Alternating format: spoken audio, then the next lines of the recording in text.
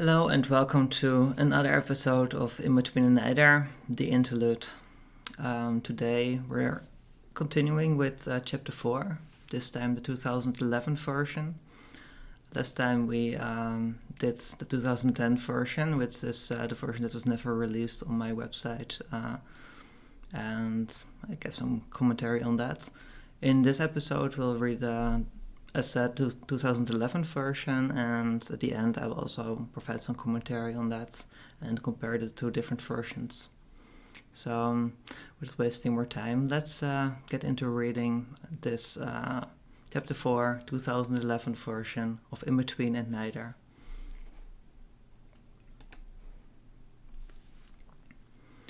In Between and Neither, Chapter 4. The surface I'm lying on is very cold to the naked skin of my back. To my fingers, which are lying on it, it feels like a metal surface. I feel like every bit of warmth is being sucked out of me. From the darkness surrounding the bright lamp, which is suspended above the surface, a number of faces appear, moving in, closer, though I can never tell exactly how many faces there are, as I can't seem to focus clearly, and my head feels all weird. One of the people to whom the faces belong is holding up some kind of tubular device and mentions something to the others about the values, clearly indicating that there is nothing unusual. Then another face to my right moves in closer and says something to me which I don't fully understand, but which seems to involve surgery and cutting and reassigning things. A sense of terror begins to form inside my chest as I try to overcome the numbness in my head and limbs. Suddenly, I find the strength to get up and get off the metal table which I was lying on. Sliding off onto the cold floor with my bare feet, it takes me a few steps to realize that I'm dragging along a collection of tubes and wires. Pushing on, my steps become more and more stable as I hear things behind me fall over and break. People are yelling. As I begin to hear rushed footsteps behind me, I increase my pace until I am more or less running. Dashing through one dark, grey corridor after another, I can begin to hear the footsteps behind me, slowly fading away into the darkness. For a brief moment, I feel a surge of hope inside of me. Then I notice the lights in front of me from flashlights and realize they are trying to cut me off. In desperation, I dodge into a corridor to my right, take a right turn, and find myself facing a blank wall, a dead end. Turning around, I can see the lights moving around the corner and towards me. At the front of a mob is a single person whose face I can somewhat make out in this near darkness. He is grinning at me, or maybe at the things which he has planned for me. As terror's icy fingers clasp around my throat, I sink down to the floor, leaning against the cold wall, while all I can mutter is, "No, please, no, not again, please, no." Then rough hands grab me in a most painful way.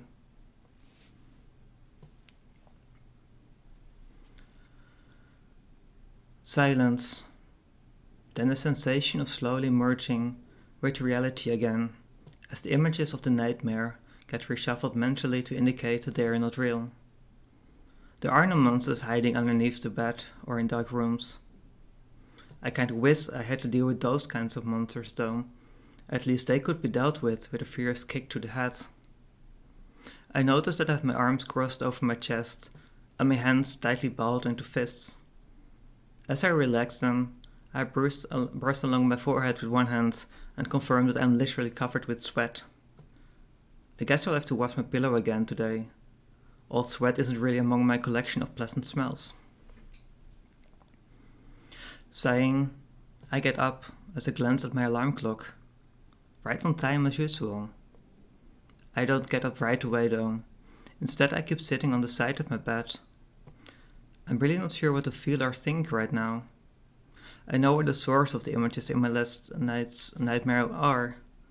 They're every single one of my experiences with doctors and psychologists in this country, combined and filtered through my collection of traumas, until all that remains is the script for a ghastly and terrifying slasher movie, about on par with The Silence of the Lambs, and I don't even like scary movies. I also know what triggers nightmares like this. I know what triggered this one. What is currently happening in my life is every bit a nightmare scenario. It's apparently not enough that I get terrorized during my sleep, but now people are trying to physically harm me in real life as well. The past weeks with Catherine seemed to compensate for the things which happened with Bruce. Me getting beaten up did bring me into contact with Catherine after all, and Bruce threatening me was more of an annoyance than really a problem. But this, I'm not sure.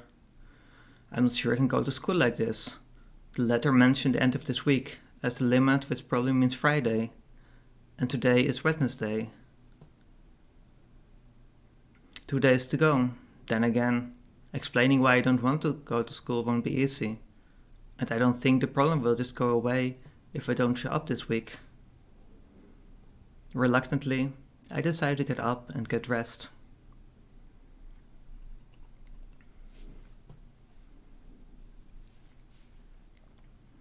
My walk to school isn't as tranquil as usual. Many unpleasant thoughts keep flashing through my mind, and my steps are heavy. The closer I get to the school, the stronger grows the feeling that something is suddenly going to happen to me.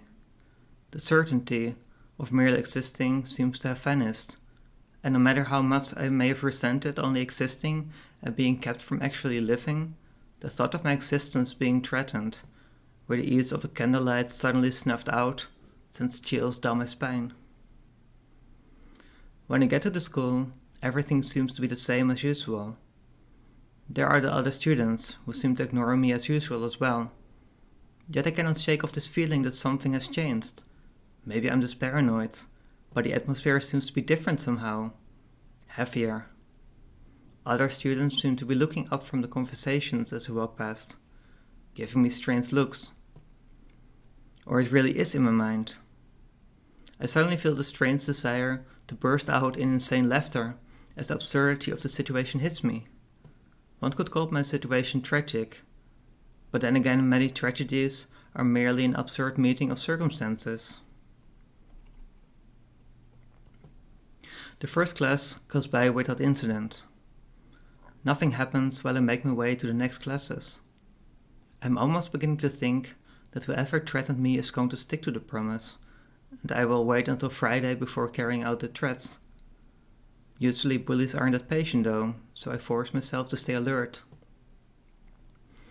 As long as I'm surrounded by people, I should be fine. Lunch break starts and I head towards the infirmary to share lunch with Catherine. As I make my way through mostly empty corridors, I begin to feel quite nervous. I make sure I don't spend any longer out of sight of the nearest group of students or teachers than absolutely necessary. Part of me tells me that this is ridiculous, that nothing will happen to me inside the school. Yet the other, more primitive part assures me that it will be perfectly fine to start running now. To my partial surprise, I reach the infirmary without anything happening. Opening the door, I am greeted by Catherine, who is standing to a female student who I do not know. "Thank you, nurse," the girl says. As she walks past me, I try not to look at her, but something makes me look sideways anyway. At this moment, it seems like she winks at me, before leaving the room. I feel confused about what I saw and what it could mean. I consider telling Catherine, but it just seems too paranoid to me. "Hi Alice, how are you doing?" Catherine asks me. I return her smile with a wry one. "As well as can be expected with everything that's going on, I guess," I respond. "To be honest, I have no idea what to expect and it's making me feel very paranoid." Catherine nods in understanding. Walking over to the nearby bed, she sits down on it and pats next to her. "Let's discuss it over lunch, shall we?" During our lunch break, Catherine explains to me that the principal more than wants to do something to help me, but that he is bound by the regulations of the school, and that since there are no suspects, nothing to substantiate a threat more significant than bullying, and basically nothing to indicate a real threat against me, there is nothing he or anyone else can do. While Catherine explains this to me, I can feel what little hope I still had slowly take on water until it's well on its way to the ocean floor. So there's nothing I can do but wait for something to happen, I ask, trying to keep my voice steady. There's the option of having a teacher or similar accompany you when you're not following classes, and they could pick you up from your house and return you there after school. The problem is not very auspicious, right? Questions will be raised. That might make things even worse, I put it bluntly. Catherine sighs. Pretty much, yes. For a moment, it looks like she's going to say something else, but then she just sighs softly and looks absent-mindedly at the remains of her lunch. I must admit that I'm not very interested in my unfinished sandwich either at this moment. It's all too familiar for you, isn't it, Catherine? I ask, gently. Catherine seems to not hear me for a moment, then she nods slowly and turns towards me. I can see tears forming in her eyes. Putting away my lunch, I move closer to Catherine. It will be fine, Catherine says, trying her best to smile even as her voice quivers. It has to turn out fine. Of course it will be. I won't be caught alone like before with Bruce and this mob, so the worst that could happen is that they will tell everyone about me. And who would believe it? I say, defiantly. There is only the slightest hint of the uncertainty which I feel inside. Catherine nods and smiles, somewhat more steady now. I wish I felt inspired by my own words. In the back of my mind, there is the thought that maybe Bruce and whoever else is behind this may have an ace up their sleeves. When Bruce managed to knock me out, I have no idea what happened between that time and when he was found. If he took photos or so, that would complicate things. Say, Alice? I look up, my contemplations disrupted. Yes? Catherine looks uncertain for a moment, then seems to find her resolve again and continues. What if you just told everybody about what's going on with you, your body and everything? Wouldn't that be a good thing, being honest and open about it? My first impulse is to discard Catherine's idea, ridicule it as a terrible idea. I mean, we would accept it. I would just get ridiculed and become even more of an outcast. Everyone would be laughing behind my back because I'm just a horrible freak, something which doesn't belong here or anywhere else. Yet, I can feel how an inkling of a brand new thought begins to emerge. What if other students, other people would show sympathy, even understanding? What if instead of protecting myself by keeping things a secret, I'm actually worsening my situation by keeping it to myself? What if telling others would gain me actual friends I could relate to? Maybe. I'm not sure, I say. It doesn't seem like a bad thing to try. I mean, it couldn't make things worse, could it? Do you want me to organize it? You won't have to say or do anything if you don't want to. I'm sure the principal and I will be more than willing to go along with it. It seems that Catherine at least seems to be convinced of this plan. I'm not entirely sure whether I am in favor of it, but what options do I have? If I don't agree to this approach, I'll just be waiting for something bad to happen. If I do agree, I will either experience a level of acceptance which I've never experienced before, or nothing will change significantly. In the latter case, I would still be an outcast. My time at the school would still be pretty much over, and I would nothing significant lost or gained, aside from perhaps another piece of my dignity as a person. Let me know when you have it arranged, I say, finally sounding as though I'm certain of something. It's a refreshing change from being all lost and confused, I guess. Catherine nods and then smiles at me. How about tomorrow? Feeling up to it? She asks me. I return a smile before embracing her tightly. Thank you, I tell Catherine, as I feel fresh tears welling up from deep inside me.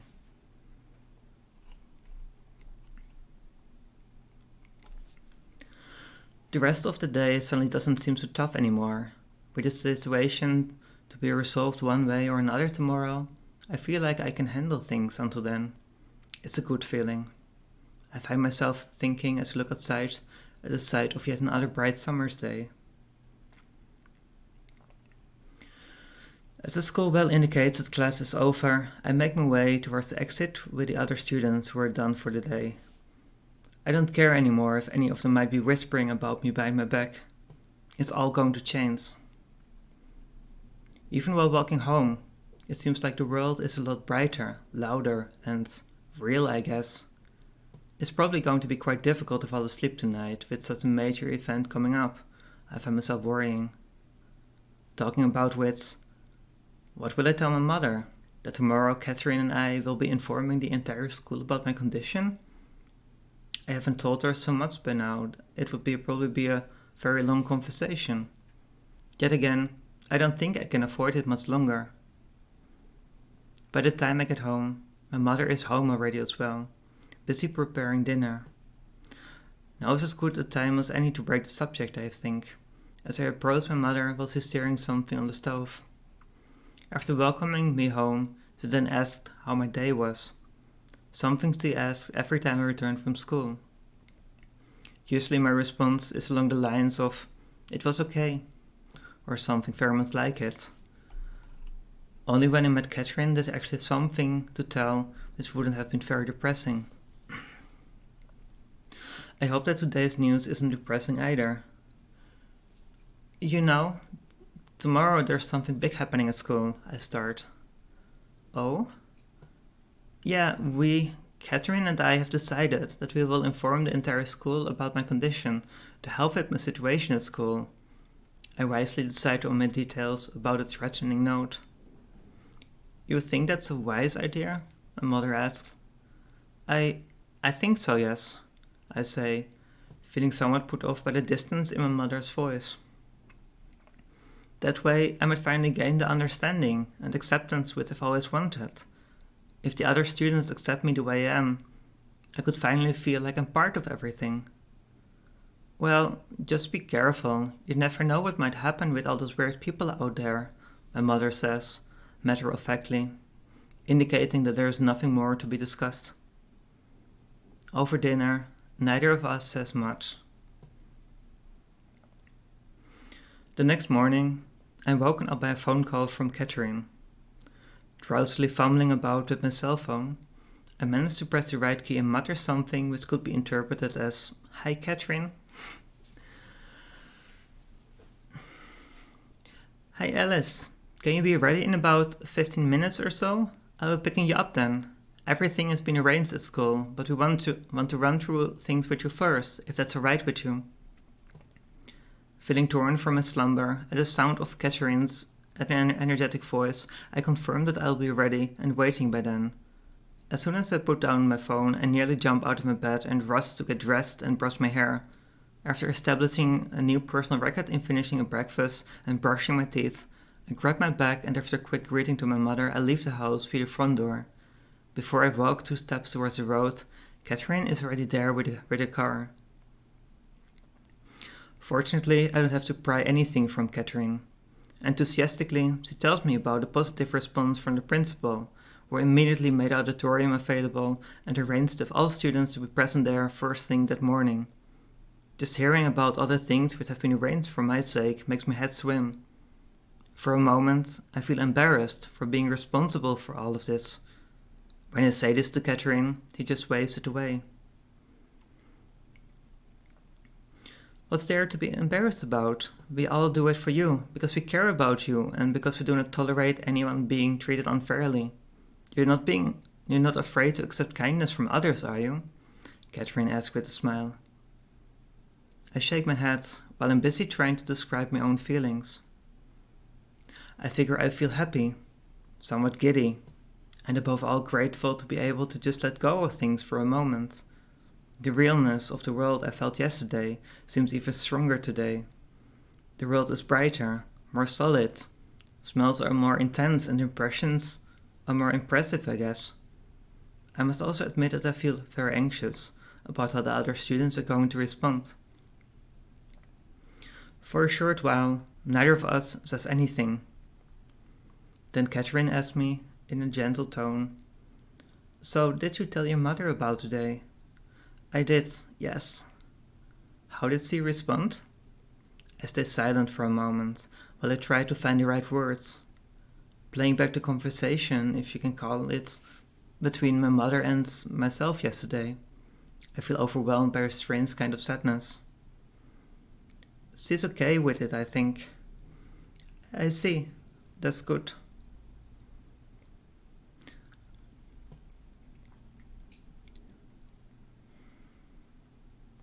It's always strange to walk through a building outside the normal hours when one usually is there. So too, when Catherine and I arrive at the school building, nearly an hour earlier than usual for me, although Catherine assures me that it is a regular time for herself. Inside the building, everything is quiet and empty, further strengthening the sensation that something big is about to happen. The silence before the storm, if you want. I take a few deep breaths to calm down my racing heart as I make my way to Catherine's side towards the auditorium. Pushing open the double doors, we are greeted by rows after rows of empty seats and the stage, which is also empty, aside from a few people who are busy doing things which are probably very important. To our left, we hear a voice suddenly proclaiming Catherine's name. Turning around, we see the principal making his way towards us, followed by another man. "Good to see you this early. I assume you told Alice the basics about what we have planned?" Catherine nods. "Everything we could plan yet. I think all the teachers are standing by, just in case." At this question, the man behind the principal nods and says, "We're fairly sure it will go fine, but we are ready." "Thank you, Mr. Kessinger," Catherine says, smiling at the teacher. "So this is the famous Alice, right?" Kessinger says as he moves closer to me. When he gets near enough, he extends his hand and smiles at me. I shyly shake the offered hand. A lady's handshake indeed. I see that Catherine has picked a worthy opponent. If only Alice was in my class this year, I could have taught her a few more tricks. He grins, then ruffles my hair. "Take care, okay? Everything will be just fine." I try to say something, but all I can do is nod and smile. I never knew that there were people at the school who thought so kindly about me, aside from Catherine, of course, and the principal, but it's his job. I cradle this bit of warmth deep inside me as I follow Catherine and the others towards the stage.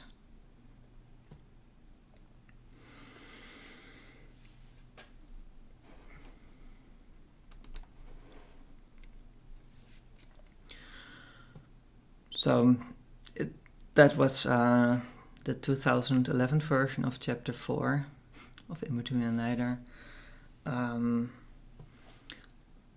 It's very different from the 2010 version, and at least this is more a chapter about just the preparations. It's it seems that when I rewrote it, Chapter 4, that it was not just immediately throwing Alice into just, okay, now and everything is going to be just fine, I guess. But more interactions with people. That's really the biggest change, I guess. That's there's the whole scene with the mother, Alice's mother, the interaction with Catherine. So I guess that is less just about Alice. I guess that's the biggest change there. Because as someone mentioned to me recently, is that so much in especially 2010 version is really about it's about Alice, just this one person. And when I rewrote it, this chapter in 2011, I added a lot more social interactions to it with those people which are supposed to be important in Alice's life. So in that regard, it makes perfect sense. I must say I do like the this level of interaction, and compared to the 2010 version, there is this also introduction of another teacher, and like, okay, well, you thought you were alone at the school and nobody noticed you, but hey, there was this one teacher who definitely knew about you, and you were just not in his classes, so that's why, sometimes life is just works like that. There are many nice people, but your paths don't cross often enough or at all, and doesn't mean there aren't nice people out there. So obviously this chapter does not have the actual coming out scene, I guess you would call it. Though I still don't think it's really, you would call it coming out. It's just hammering it home for people who are still stuck in this binary world and getting all giddy and weird about, oh my god, people exist who aren't just male or female, and there are people who are different. Like there are even people like Alice and like me. And it shouldn't matter, but if you keep it a secret, things are going to go wrong. And just like in 2010 version, again here you have this struggle that Alice has, like, should I really confess to being different? Like, why can't I just keep pretending to be just a plain normal girl?